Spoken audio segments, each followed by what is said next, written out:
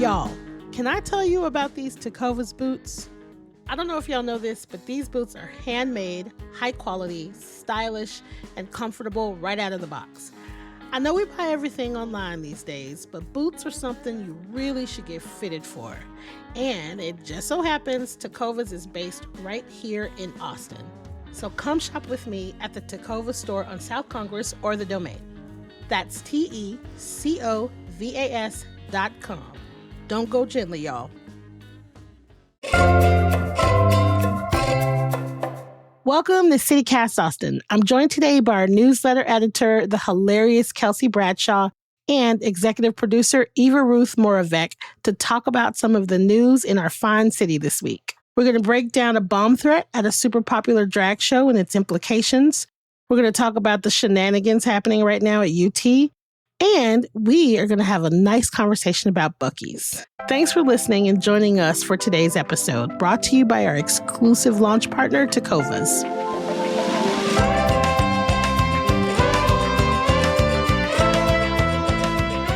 It's Friday, June 14th. I'm Nikki Devon, and this is what Austin's talking about.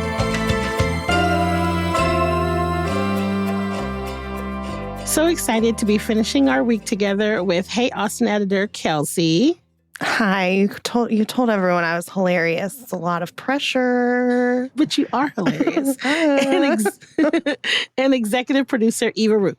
Hello. So it's been a busy week. We finally launched. Hey. And it was also a busy week in Austin news. So let's get right into it. I'm going to go first because, I got eldest child syndrome. So, so this week, one of my favorite shows, the legendary drag brunch at Brutorium, was hit with a bomb threat. My friend TK Tunches, and if you don't know who that is, TK is a BIPOC producer and creator and badass in Austin that does Frida Fridays and lots of friend does. Every second Sunday at Brutorium, they have a legendary drag show. And this past Sunday, they had to cancel their show because of a bomb threat.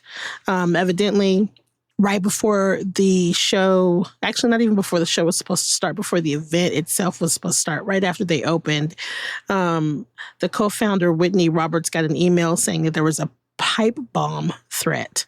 And a note, the email said, F drag queen scum during Pride Month. And so, of course, they called the cops. Cops came, looked around, did not find a pipe bomb, but they still thought in the interest to keep everyone safe to go ahead and cancel it. Now, evidently they mentioned that this has happened before and it's a hoax, but, you still had drag performers, vendors, the Brutorium all lost a day of income because someone decided that during Pride Month, it would be cute to call in a bomb threat. Adorable. I mean, so stupid. I cannot stop thinking about it. TK is such a, the way that she shows up for the community, the BIPOC queer community is just, it's in a lot of ways unmatched. And so to see her in that video, I'm not going to say it broke her, but it was really heartbreaking to watch someone who's been such an important part of the community just be like, I can't do this anymore. I can't do it without help, without support. I can't do it. What did the video say? I didn't see it. So she essentially came on and was just like, and I think it was quick after what had happened and broke it all down and was just like, this is what happened. I showed up. One of the owners called her in the office and was like, this is what's happening. We got to call it. And then she had to make the decision.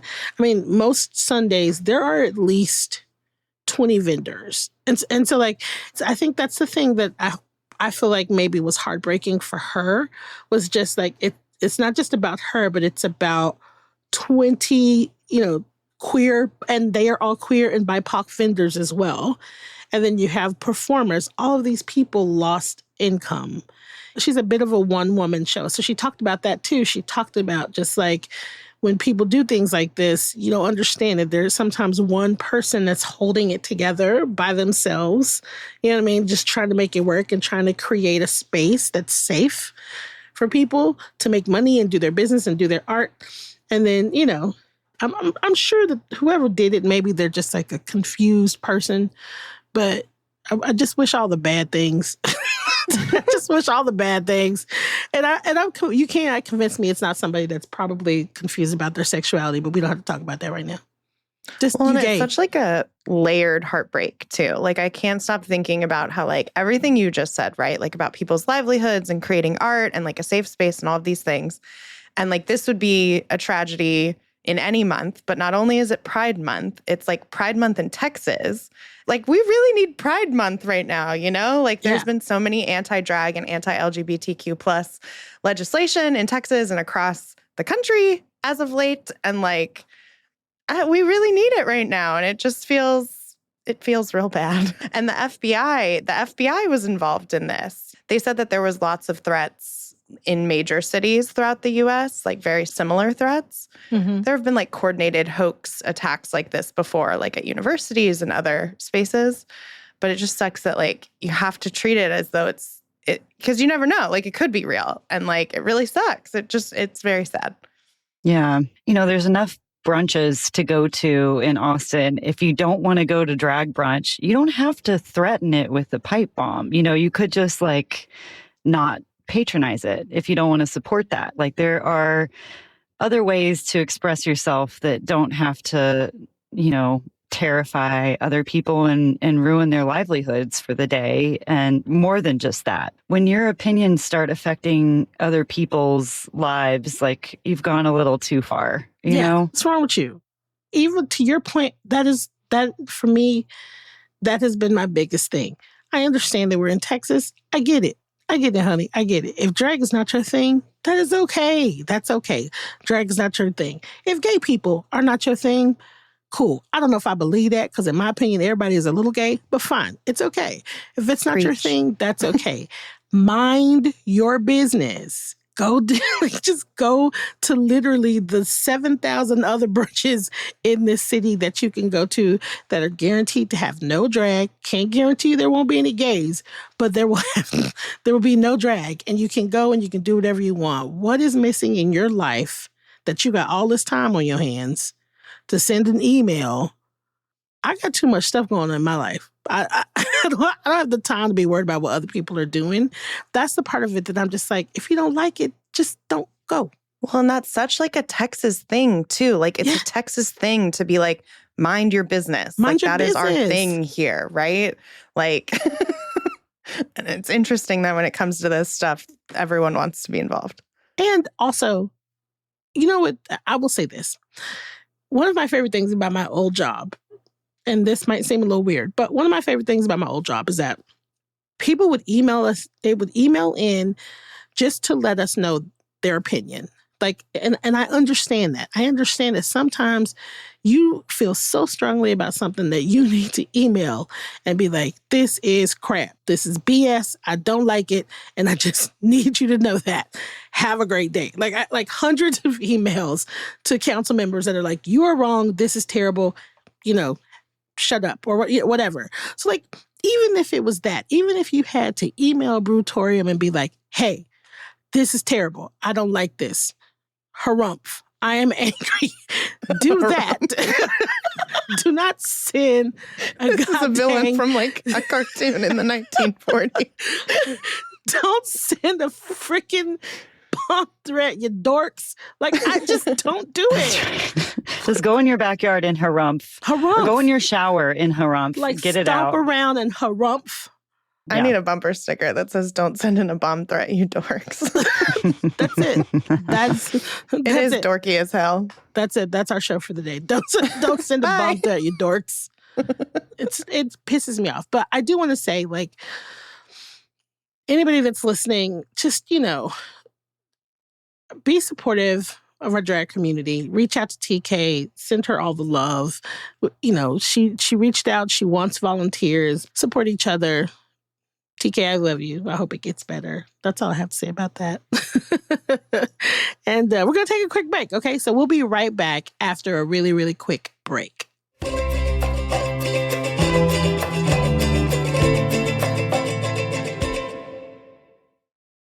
Welcome back to our Friday News Roundup with me, Kelsey, and Eva Ruth. Now, next up, we want to talk about some shenanigans that have been happening over at UT since the summer break started. It really is shenanigans. That's the perfect word for it. KUT came out with this story this week from Audrey McGlinchey, and it's about how UT sent some letters from their Office of Student Conduct and Academic Integrity earlier this month to students who had been arrested during the spring protests at the university.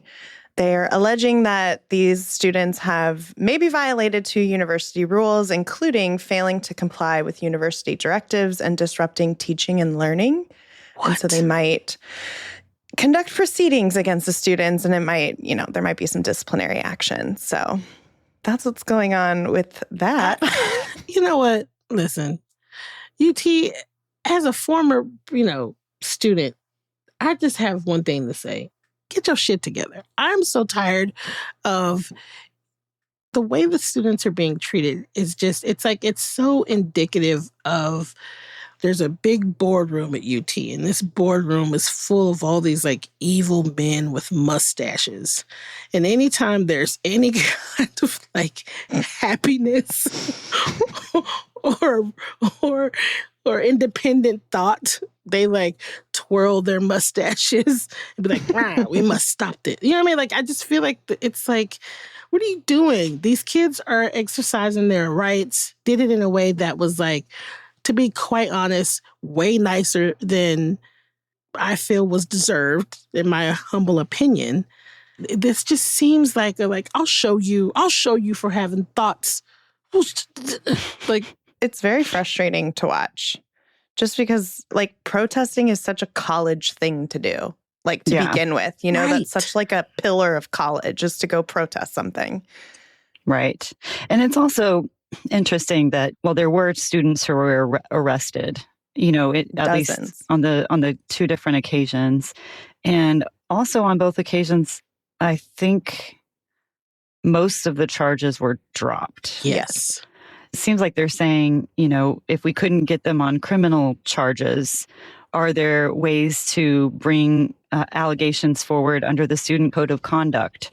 If there wasn't enough to charge them criminally with trespassing, which is what they were doing, right? I mean, they were holding space in, in a public university, and that was the whole charge, but those charges were dropped. So it just seems a little maybe flimsy or kind of petty.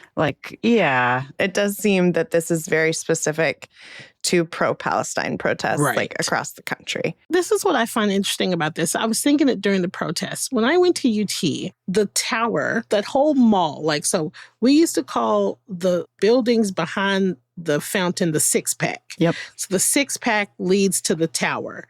And that tower, when I went to UT, that's where everything was. That's where any kind of protest, any kind of thing that they didn't like about what was going on, random parties in the middle of the night, that was the hot spot, not just for partying, but for congregating, period.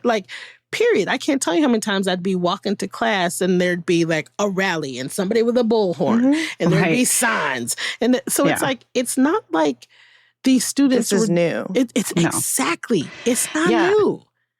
There was a dildo protest there with hundreds of people. I don't remember the same response to the dildo protest. I don't recall DPS being called and shoving students. I mean, exactly. Somebody's got to check the government on things from time to time, whether or not you agree with it or not. I think it's important to have part of our population thinking differently. Exactly.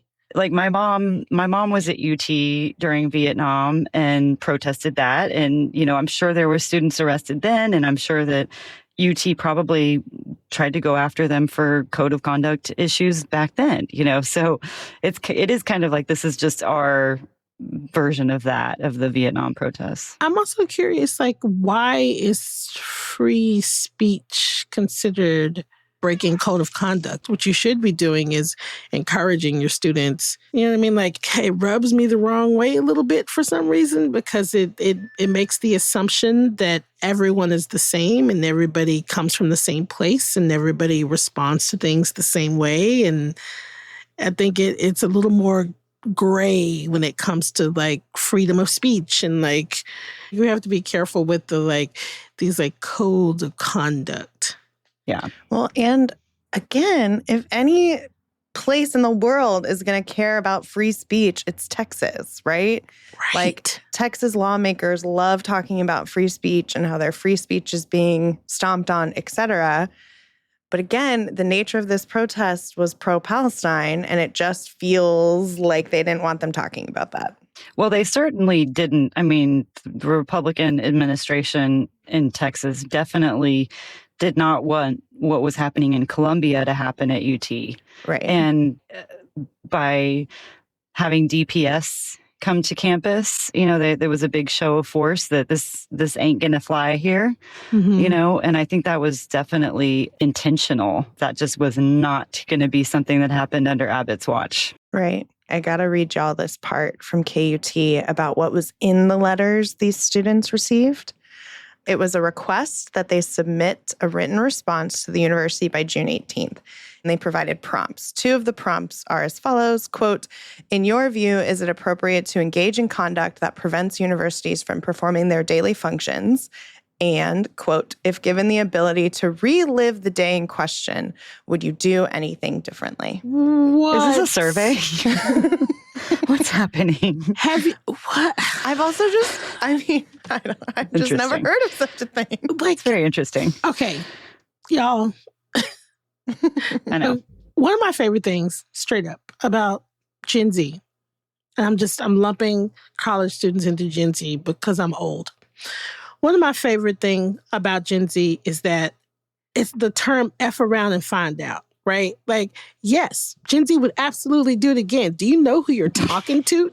They have no fear. Like, what are you talking about? Yes, they'll do it again. Yes. I mean, that's what I anticipate the response would be. The general response would be, what you mean? Or also like, we're not doing homework over the summer. Yeah. Right. Well, and the question is like a little crazy to me. Like, if you had a chance to relive like your past actions, like, yo. Write an essay, you will be graded. Right. Ultimately, they didn't kill anyone. Like, you know, like they were protests. I don't know. It seems like a crazy, crazy question to me. It is. It's a ridiculous question. And it's also like, it's kind of like one of those like, those parents' questions. Like how your parents are just like, well, what did we learn? What would we make these same mistakes again? Yes. Yep, we sure would. Yes. We're going to express ourselves. We're going to exercise our right to protest. Yep. Speaking of mistakes. Yep. Okay, if you love Buc-ee's with all of your heart, now's the time to exit the podcast. We have a Buc-ee's hater in the room. I'm just a skeptic. Yes, I was intrigued by this story about the son of Buc-ee's co-founder, a 28-year-old man who has now been formally charged for using spy cameras to record in his home.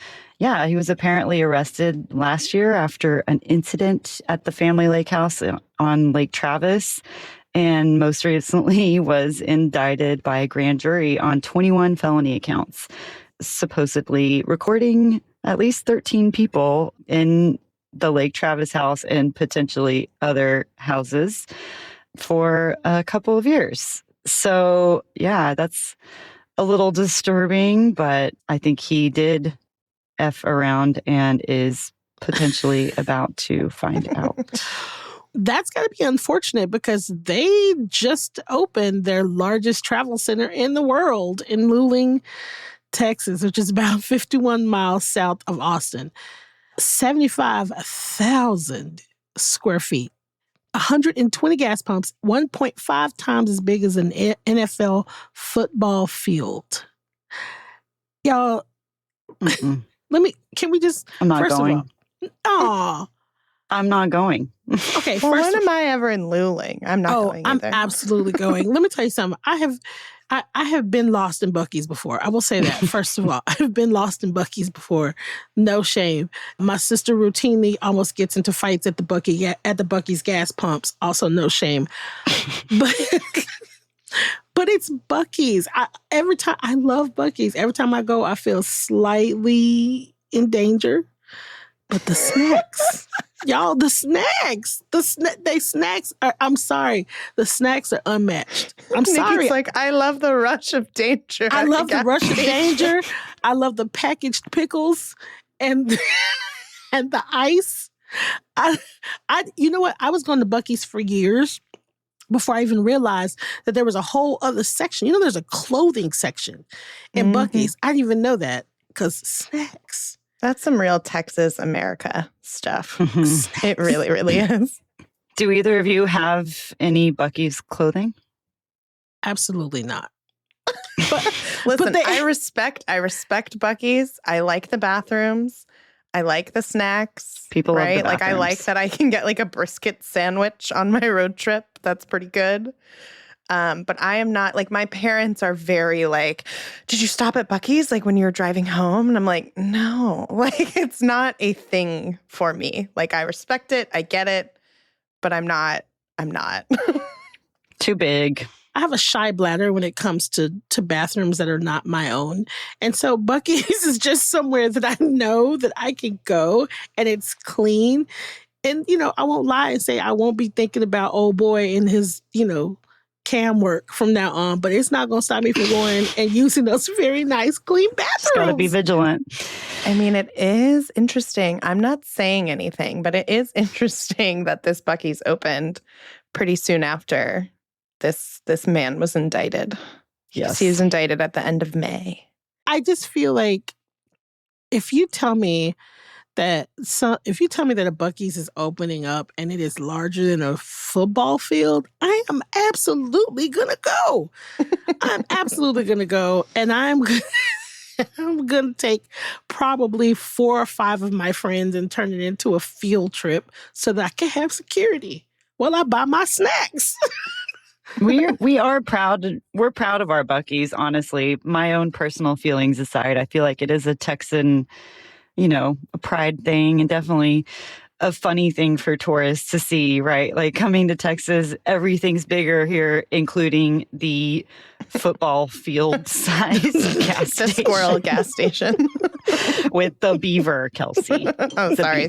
Oh my God. We have to cut that. I'm going to be attacked. I'm going to get doxxed. You're going to be doxxed by beaver nuggets for the next 2 years. Listen, can I reveal something on this podcast? Yes, always. Okay. I'm from Dallas, right? We don't have a Buc-ee's. We don't have H-E-B, etc. And when I was in college, my friend Leah, she lives in Houston, and we went to her house for the weekend, and we stopped at Buc-ee's on the way to Houston, okay? I called it Busey's.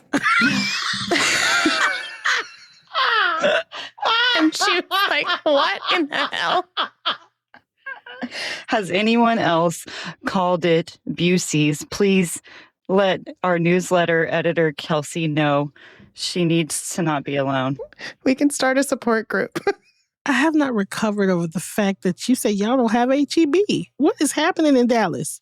They just added some, but it's in like Frisco. Like it's not in Dallas. It's like far, far north.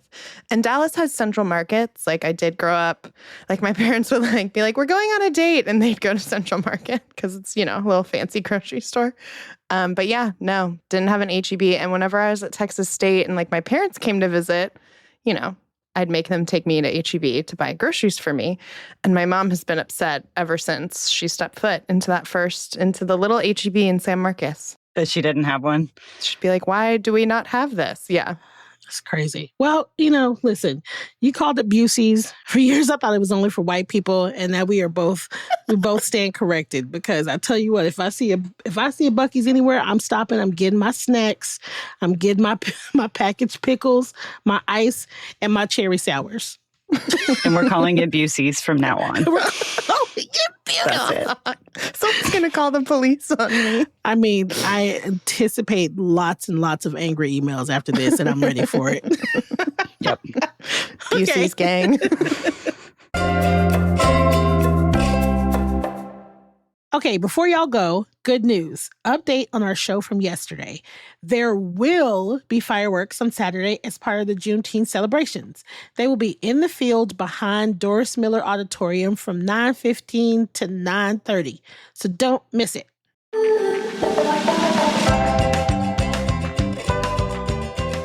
That's all for today here on CityCast Austin. Our executive producer is Eva Ruth Moravec. Our producer is Alyssa Rosenthaler. And I'm your host, Nikki Devon. Our Hey Austin newsletter editor is Kelsey Bradshaw. The music is by Nelson Valente Aguilar of Como Las Movies.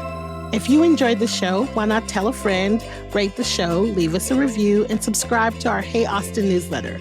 We'll be back Monday morning for more news from around the city. Bye, y'all.